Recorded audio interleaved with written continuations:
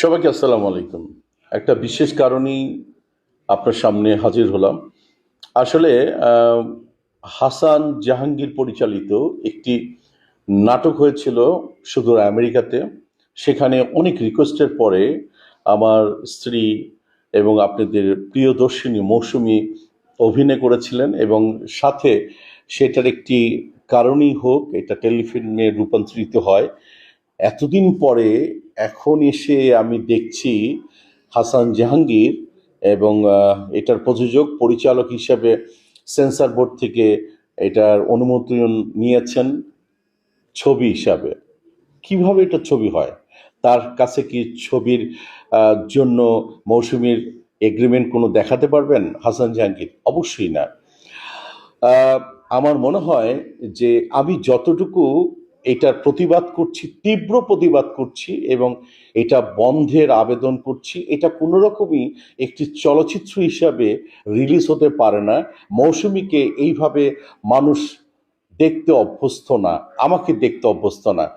আজকে আমি এটা প্রতিবাদ করার কারণে আমি আপনাকে মৌসুমীর ভয়েস ওভারে আমি নিয়ে যাব।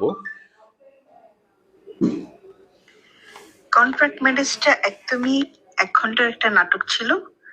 আর 1 ঘন্টার নাটক যেমন হয় একটা ছোট্ট গল্প, ঠিক ওরকমই একটা ছোট গল্প। একটা মেয়ের এই এদেশে আসার পরে তার আমেরিকাতে স্ট্রাগল টাইমটা, এবং তার একজনের সাথে বিয়ে হয়, কন্ট্রাক্ট ম্যারেজ হয়। বাট সেই কন্ট্রাক্ট ম্যারেজ থেকে সে বের হতে পারে না। ওই লোকটা তাকে অনেকভাবে উত্ত্যক্ত করে, বিরক্ত করে। এই ধরনের একটা ছোট্ট গল্প নিয়ে তার এই কন্ট্রাক্ট ম্যারেজের গল্পটা সাজানো ছিল। খুব অনুরোধ করার কারণে আমিও তখন এখানে ছিলাম দেখে আমি ভাবলাম যে ঠিক আছে, হাসান জাহাঙ্গীর এতবার করে আমাকে রিকোয়েস্ট করছে, ওরা অনেক দিনের একটা আমার সাথে কথাবার্তা হয়েছিল যে একটা কাজ করে দিব। ওই জন্য ভাবলাম ঠিক আছে করে দিই, সময় ছিল। কিন্তু 2 দিনের কাজটা 2 দিন করতে পারিনি, আমি 3 দিনও করে দিলাম যে ঠিক আছে কাজটা শেষ হোক। তারপরে সে এইটা আবার কিছুদিন পর আমাকে আবার যখন আসলো বললো যে আপা এটা তো 1 ঘন্টার নাটকের চেয়ে একটু ফুটেজ বেশি হয়েছে, তো আমার এই বিক্রি করতে গেলে যে খরচ হয়েছে আমার টাকা উঠতেছে না, আমি এটা টেলিফিল্ম বানাতে চাচ্ছি। ঢাকারও কিছু অংশ শুট করার পর এটা টেলিফিল্মের একটা ভালো ডিউরেশন হয়ে গেছে। তো এটা এখন যদি আমরা টেলিফিল্ম করি আপনার কি কোনো আপত্তি আছে? তখন আমি বললাম যে হ্যাঁ, কোনো আপত্তি নেই, যদি গল্পটা সুন্দর হয় টেলিফিল্ম আকারে করতে পারো তোমরা, কিন্তু আমাকে তো আমার টেলিফিল্মের অ্যামাউন্টটা দিতে হবে। তখন বললো যে ঠিক আছে আমি সেটা অ্যারেঞ্জ করবো আপনার জন্য। তো কি ডিমান্ড? তখন বললো যে আমার এখানে একটুখানি ফুটেজ লাগবে, আপনি আমাকে আর একটা দিন শুটিং করে দেন। ওর একটা দিন আমি আবার শুটিং করেও দিলাম, ছোট্ট একটু কাজ করতে চাইলো, করে দিলাম।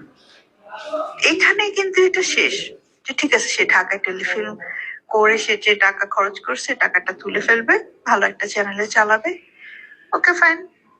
কিন্তু ইদানিং আবার যখন শুনলাম হঠাৎ করে সে সেন্সর পেলো, সেটাকে ছবি বানাতে চাচ্ছে, এটা আমি খুবই অবাক হলাম যে আমাদের সেন্সর বোর্ডে এটা কিভাবে ছবি আকারে পাশ হলো বা কি হলো জানি না। আমি তাদের শ্রদ্ধা রেখে কথা বলতে চাই, এরকম ঠিক ছিল না বিষয়টা।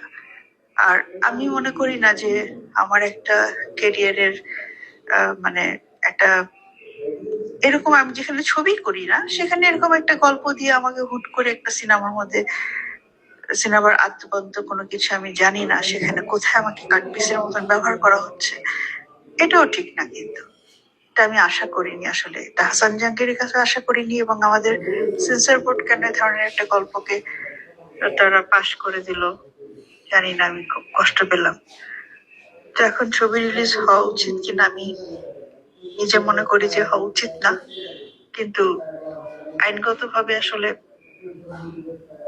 কতদূর এটা সবার কাছে সঠিক মনে হচ্ছে সেটা আমি ঠিক বুঝতে পারছি না এত দূর থেকে। তো আমি আশা করব যে আমাদের পরিচালক সমিতি আছে, প্রযোজক সমিতি আছে, শিল্পী সমিতি আছে, সবাই যেন বিষয়টা বিবেচনা করে যে হ্যাঁ, প্লাস ছবির যে একটা রেমুনেশন হয় সেটাও কিন্তু আমাকে উনি এখনো দেননি। পরের জন্য কিন্তু এই ছবিটা ছাড়পত্র নিয়ে সুন্দর রিলিজ করে দিচ্ছেন। না আছে ডাবিং, না আছে প্রপার কোনো বিষয়, এখানে জানি না কিভাবে হচ্ছে।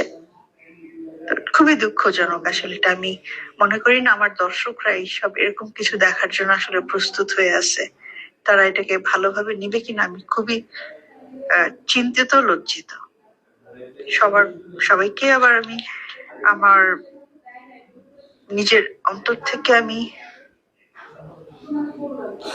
আপনারা শুনতে পেলেন মৌসুমীর কথাগুলি। দেখুন, প্রতিনিয়ত এইভাবে হবে এবং শিল্পীরা ঠকবে।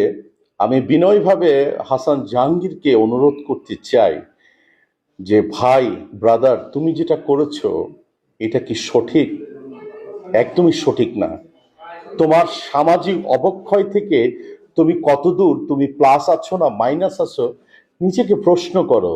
তোমাকে আমি গালি দিব না, কোনো কিছুই করব না, কিন্তু তুমি যে কাজটা করেছো একদমই এটা সঠিক নয়। অবিলম্বে আমি এটা আইনের আশ্রয় নিব।